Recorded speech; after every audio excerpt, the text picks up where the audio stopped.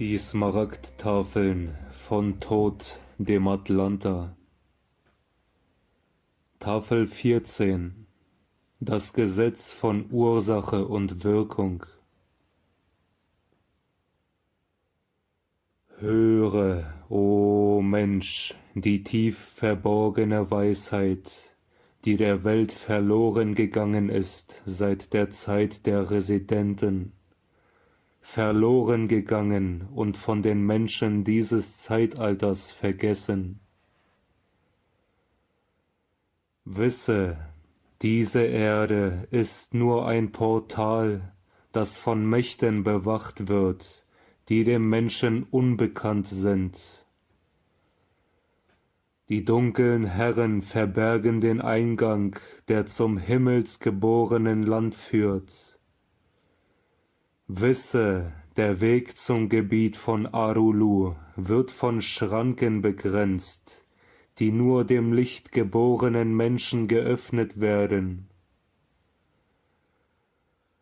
Ich bin auf der Erde Halter der Schlüssel zu den Toren des heiligen Landes. Mit Hilfe von jenseitigen Mächten verfügte ich, dass die Schlüssel der Menschenwelt überlassen werden sollen. Vor meinem Weggehen gebe ich euch die Geheimnisse, wie ihr euch aus dem Joch der Dunkelheit befreien könnt, wie ihr die Fesseln des Fleisches abwerfen könnt, welche euch gebunden haben, und wie ihr von der Finsternis in das Licht aufsteigen könnt. Wisst, die Seele muss von ihrer Finsternis gereinigt werden, bevor sie die Portale des Lichts betreten darf. Deshalb errichte ich unter euch die Mysterien, damit die Geheimnisse immer gefunden werden können. Ja, obwohl die Menschen der Dunkelheit verfallen können, wird das Licht immer als Führung scheinen. In der Dunkelheit verborgen, verschleiert in Symbolen, wird der Weg zum Portal immer gefunden werden. In der Zukunft wird der Mensch die Mysterien ablehnen, aber der Suchende wird den Weg immer finden. Ich verfüge jetzt, dass meine Geheimnisse erhalten werden und nur an jene weitergegeben werden dürfen, die ihr geprüft habt, damit das Reine nicht korrumpiert wird und die Macht der Wahrheit sich durchsetzen möge. Lauschet jetzt der Entschleierung der Mysterien, lauscht den Symbolen der Mysterien, die ich euch gebe. Macht daraus eine Religion, denn nur auf diese Weise wird seine Essenz erhalten werden. Es gibt zwei Bereiche zwischen diesem Leben und dem großen einen, welche die Seelen beim Verlassen der Erde durchqueren müssen. Duat, der Ort der Mächte der Illusion, Sechet Hetzpet, das Haus der Götter, Osiris als Symbol des Wächters vom Portal, der die Seelen der unwürdigen Menschen zurückweist. Dahinter liegt die Sphäre der himmelsgeborenen Mächte, Arulu, das Land, wohin die Großen gegangen sind. Dort werde ich, wenn meine Arbeit unter den Menschen beendet sein wird, mit den großen Wesen meiner alten Heimat zusammenkommen. Sieben Wohnungen gibt es im Haus der Mächtigen. 3 bewachen das Tor jeden Hauses vor der Dunkelheit, und 15 Wege gibt es, die nach Duat führen. 12 Häuser gibt es der Herren der Illusionen, die nach 4 Richtungen schauen, jede von ihnen verschieden. 42 große Mächte gibt es, welche die Toten beurteilen, die nach dem Tor suchen. 4 Söhne des Horus gibt es, 2 sind die Wächter des Ostens und Westens, Isis die Mutter, die sich für ihre Kinder einsetzt, die Königin des Mondes, welche die Sonne reflektiert. Ba ist die Essenz, die ewig lebt. Ka ist der Schatten, den der Mensch als Leben kennt. Ba kommt nicht, bevor Ka inkarniert ist. Dies sind die Mysterien, die durch alle Zeiten erhalten werden müssen. Sie sind Schlüssel des Lebens und des Todes. Höre jetzt das Geheimnis aller Geheimnisse. Lerne vom Kreis ohne Anfang und Ende, die Form dessen, der eins und in allem ist. Lausche und höre, gehe hinaus und wende es an, so wirst du den Weg gehen, den ich gehe. Ein Geheimnis im Geheimnis, jedoch klar für den Lichtgeborenen, das Geheimnis von allem werde ich jetzt enthüllen. Ich will dem Eingeweihten ein Geheimnis kundtun, aber lasst die Tür gänzlich verschlossen sein für den profanen Menschen. 3 ist das Mysterium, das vom großen Wesen kommt. Höre, und ein Licht wird dir aufgehen. Im Ursprünglichen wohnen 3 Einheiten, außer diesen kann nichts existieren. Diese sind das Gleichgewicht, die Quelle der Schöpfung, ein Gott, eine Wahrheit, ein Ort der Freiheit. 3 kamen aus den Dreien des Gleichgewichts, alles Leben, alles Gute, alle Macht. 3 Qualitäten von Gott sind in seinem Haus des Lichts, unendliche Macht, unendliche Weisheit, unendliche Liebe. 3 Mächte sind den Meistern gegeben, Böses zu transmutieren, dem Guten zu helfen, Unterscheidungsvermögen. 3 Dinge zu tun kommt Gott nicht umhin, Macht, Weisheit und Liebe zu manifestieren. 3 Mächte sind es, die alle Dinge erschaffen, göttliche Liebe, die vollkommenes Wissen besitzt, göttliche Weisheit, die alle möglichen Mittel und Wege kennt, göttliche Macht, vom vereinten Willen der göttlichen Liebe und Weisheit erfüllt. 3 Kreise oder Zustände der Existenz gibt es. Den Kreis des Lichts, wo nichts als Gott wohnt und den nur Gott durchqueren kann. Den Kreis des Chaos, wo alle Dinge naturgemäß vom Tod auferstehen. Den Kreis des Gewahrseins, wo alle Dinge dem Leben entspringen.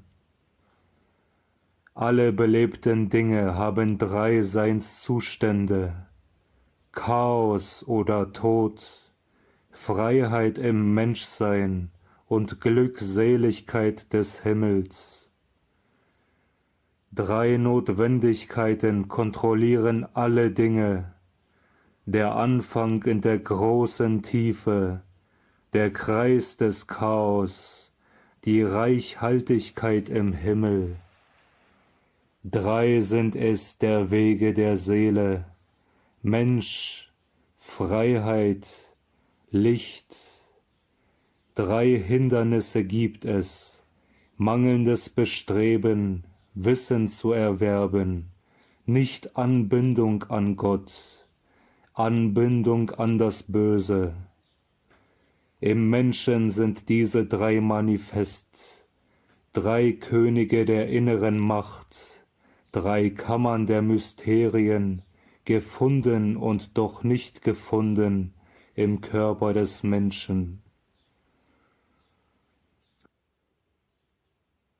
Höre jetzt von dem, der befreit ist, ins Licht hinein, befreit aus der Knechtschaft des Lebens, wissend, dass die Quelle aller Welten offen sein wird. Ja, sogar die Tore von Arulu sollen nicht verschlossen sein. Doch beachte, o Mensch, der du den Himmel betreten möchtest, wenn du nicht würdig bist, wäre es besser für dich ins Feuer zu fallen. Wisse, dass die Himmlischen durch die reine Flamme gehen. Bei jeder Umdrehung der Himmel baden sie in den Brunnen des Lichts. Lausche, o Mensch, diesem Geheimnis.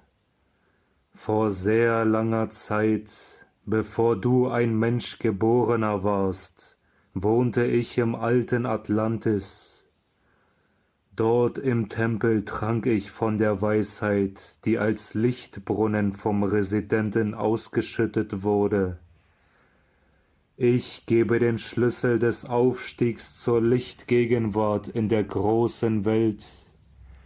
Ich stand vor dem heiligen Einen, der in der Blume des Feuers thront. Er war verschleiert durch die Blitze der Finsternis, sonst wäre meine Seele durch die Herrlichkeit zerschmettert worden. Aus seinem Schemel unter den Füßen seines diamantförmigen Thrones flossen 4 Flammenflüsse, flossen durch die Wolkenkanäle in die Menschenwelt. Die Halle war voller himmlischer Geister, der Sternenpalast war ein Wunder aller Wunder.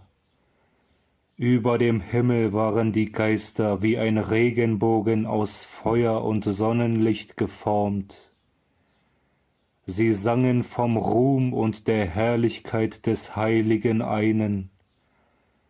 Dann kam aus der Mitte des Feuers eine Stimme. Sieh die Herrlichkeit der ersten Ursache.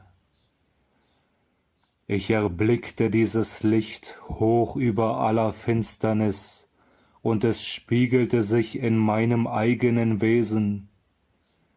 Ich erreichte sozusagen den Gott aller Götter, die spirituelle Sonne, den Herrscher der Sonnensphären. Wieder kam die Stimme. Es gibt einen, eben den Ersten, der hat keinen Anfang, der hat kein Ende, der alle Dinge geschaffen hat, der alles regiert, der gut ist, der gerecht ist, der erleuchtet, der erhält. Dann ergoss sich vom Thron eine starke Strahlung, die mit ihrer Kraft meine Seele umhüllte und anhob. Rasch bewegte ich mich durch die Räume des Himmels. Mir wurde das Geheimnis aller Geheimnisse gezeigt, das geheime Herz des Kosmos. Ich wurde zum Land von Arulu getragen, stand vor den Herren in ihren Häusern. Sie öffneten das Tor, damit ich einen Blick vom Urchaos erhaschen konnte. Meine Seele erschauderte vor der Schreckenvision und wich vor dem Ozean der Finsternis zurück. Da erkannte ich die Notwendigkeit der Schranken, sah den Sinn der Herren von Arulu. Nur sie konnten sich dank ihres unendlichen Gleichgewichts dem hereinstürzenden Chaos in den Weg stellen. Nur sie konnten Gottes Schöpfung schützen.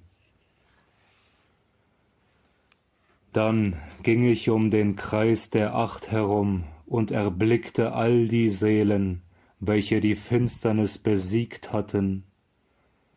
Ich sah dort, wo sie wohnten, die Herrlichkeit des Lichts. Ich sehnte mich danach, in ihrem Kreis Platz zu nehmen, aber ich sehnte mich auch nach dem Weg, den ich gewählt hatte, als ich in den Hallen von Amenti stand und die Arbeit wählte, die ich tun wollte.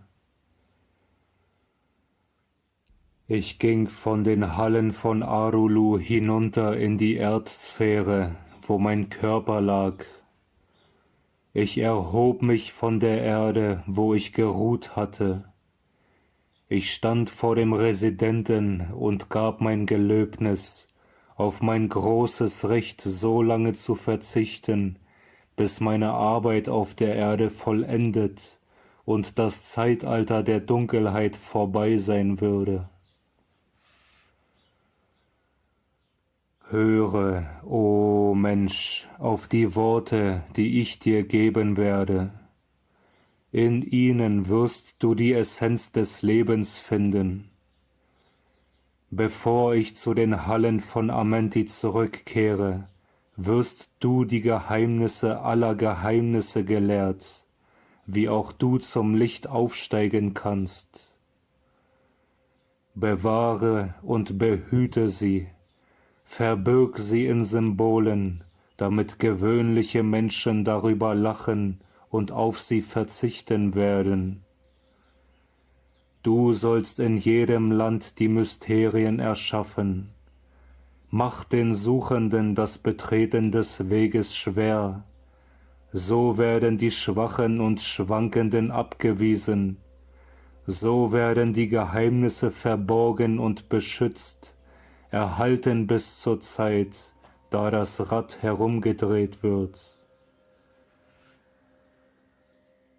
Durch die dunklen Zeiten hindurch wird mein Geist wartend und beobachtend im tief verborgenen Land verharren.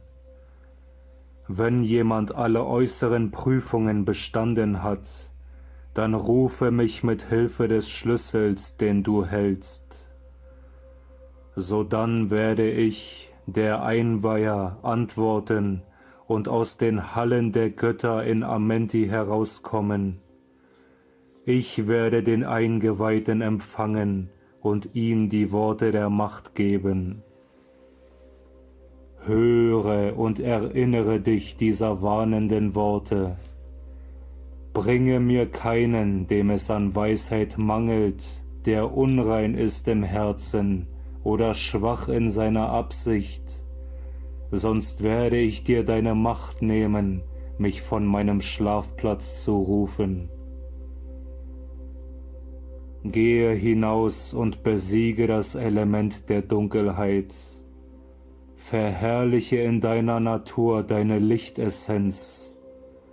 Nun gehe hinaus und rufe deine Brüder, damit ich die Weisheit weitergeben kann, die deinen Weg erleuchten soll, wenn meine Gegenwart weg ist. Komm zu der Kammer unter meinem Tempel, iss nichts, bis 3 Tage vorbei sind. Dort werde ich dir die Essenz der Weisheit geben, damit du mit Macht unter den Menschen leuchtest. Dort werde ich dir die Geheimnisse geben, damit auch du zu den Himmeln aufsteigen kannst, damit du in Wahrheit wie in der Essenz ein Gottmensch sein wirst.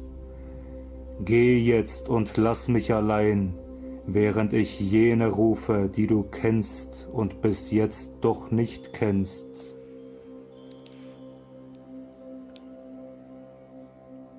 Wisse, o Mensch, dass der gesamte Raum geordnet ist, denn nur durch Ordnung bist du eins mit allem. Ordnung und Gleichgewicht sind das Gesetz des Kosmos. Befolge dies und du wirst eins sein mit allem.